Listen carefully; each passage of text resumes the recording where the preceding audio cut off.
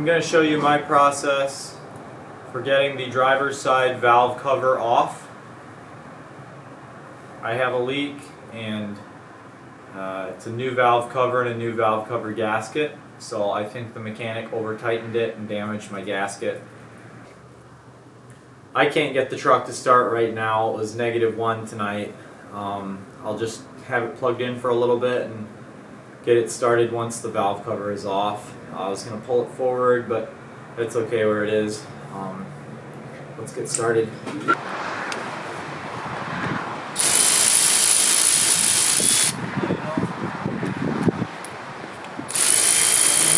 that off.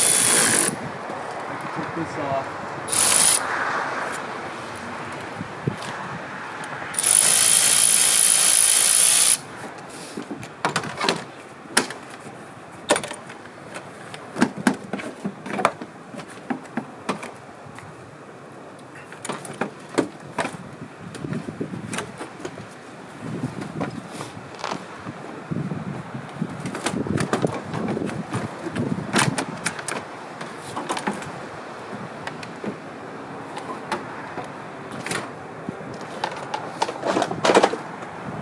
11mm deep socket.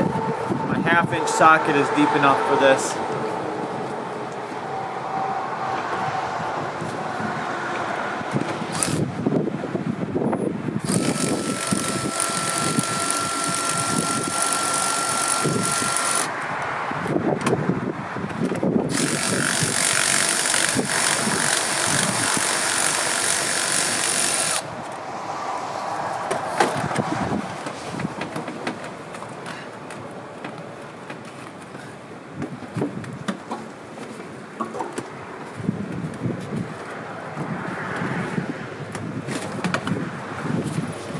You're going to remove this 10mm bolt and it unplugs that harness.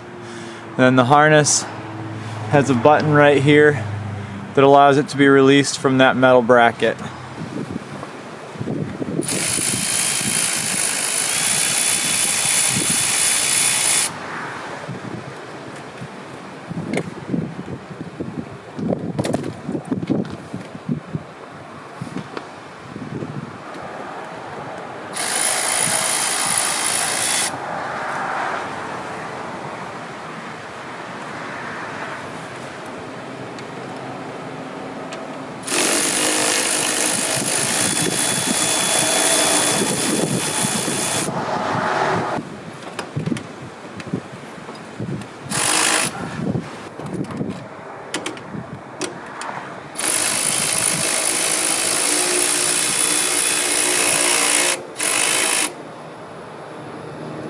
Okay, I had forgotten there are bolts going in here through the bracket to hold this air device on. So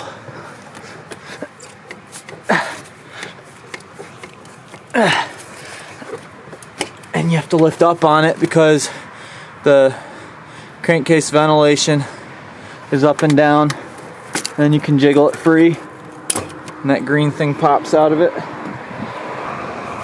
Alright, for you to get this thing off, the people call it doghouse, you'll need a Phillips head screwdriver that's kind of large tip. What I use for access is this Phillips head bit driver device. This is a striking bit driver. It comes in a little kit. It only has limited application, but for my purposes, this device, even though it's meant for striking and breaking things loose, this has the bit and then the 3/8 driver socket for the bit. So I put it onto my Milwaukee and I spin those bad boys right off, and then here you have to be careful with this. You have to watch out not to lose your seals there, your white seals. They're a special seal from Ford. You can't replace those with just an O-ring. And then you have these collars, the sleeves that like to slide off and fall down, so when you pull it out, you flip it sideways right away so they don't fall out. Then you also have seals up here on these screws, special little white seals from Ford. They're heat resistant. You need those, don't lose them. Keep it all together. This is the crankcase vent. Now you have access to all the bolts on the valve cover. This bracket is held on by nuts. The nuts go over a stud type screw. So, you know, it's a screw, but it's got a stud sticking out of the back of it.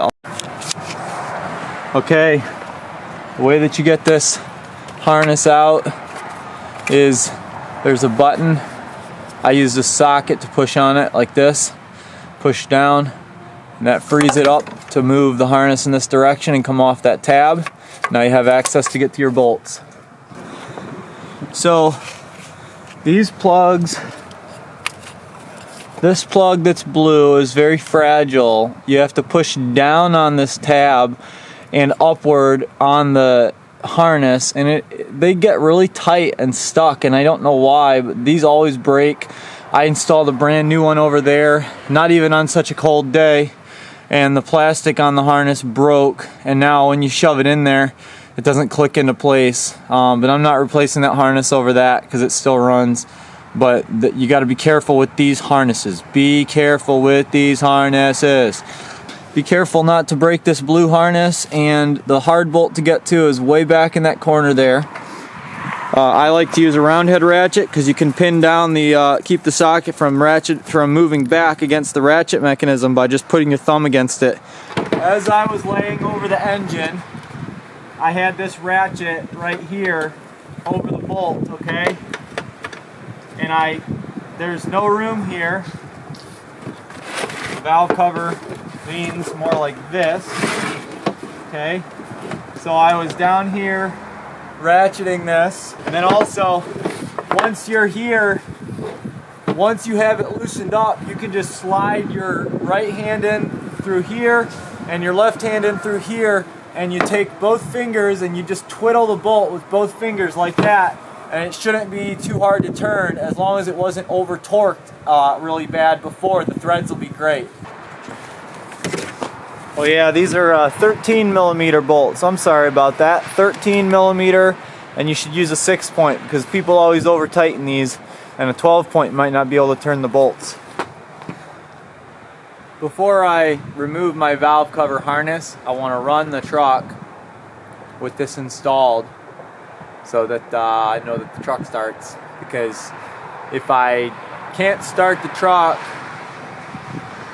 for whatever reason with the new harness, I'm gonna be thinking it's the new harness or whatever. But I just power washed my truck yesterday and everything dribbled off and immediately froze, even though I used hot water to wash it, and I had a hot engine at the time. A lot of frozen, a lot of icicles hanging from my truck right now, so I just want to make sure that it's able to run after I did that. Essentially, what you have is these wire clips here that just pop off the injector, and then these plugs are really easy to pull out. The glow plug ones, I use like a hooked pick, so something like this, and I just pull up on those wires, and then those plugs come right out when you do that. So the defect on this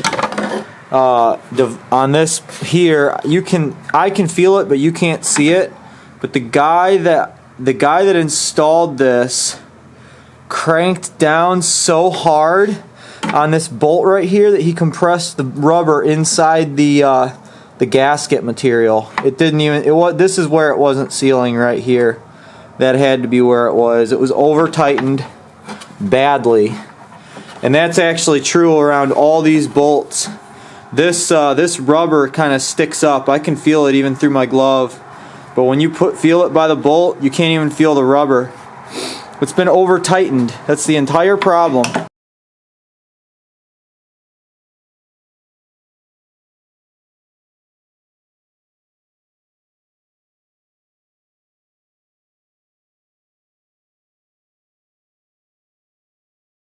Alright, you hook up the glow plug first.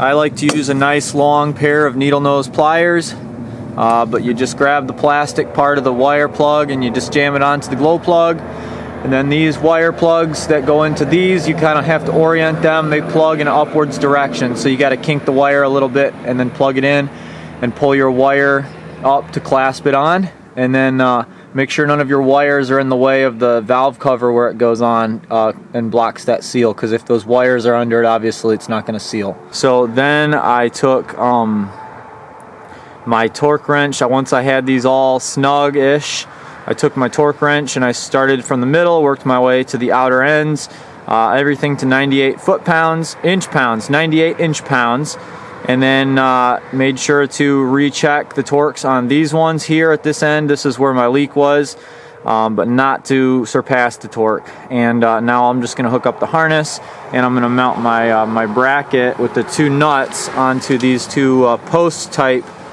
stud type bolts here. I have my doghouse on. You know, make sure you don't lose the seals to that. One of my white seals from Ford Motorcraft is all blown out and basically ruined by petroleum, and I don't know how that happened, but I just put it on there anyway. Make sure that the vent part of it goes up in front of this turbo inlet, and then make sure you don't over tighten this, but this is a good time to verify that all those pins look good and they're not sort of corroded or any such thing.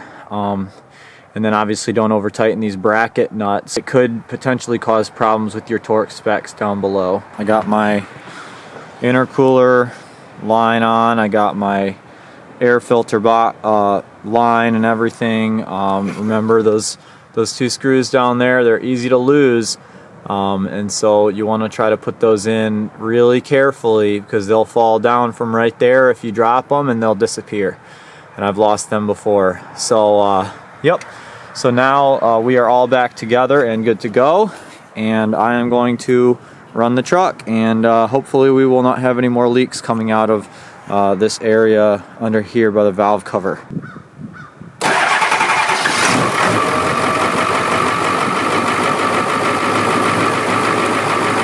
That's how you do it.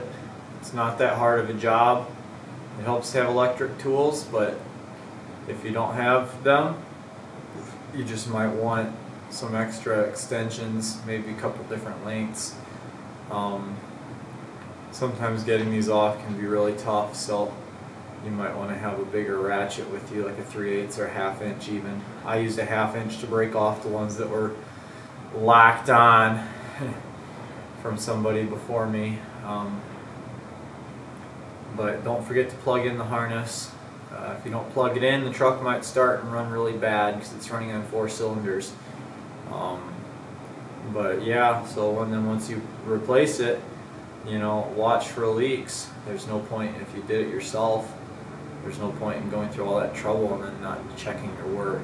Over tightening is a big problem with these gaskets. It's really not necessary to tighten them that much. Once you've got that off, and you're just a few short steps away from resealing your injectors too, so it's worth considering whether you'll do that at the same time.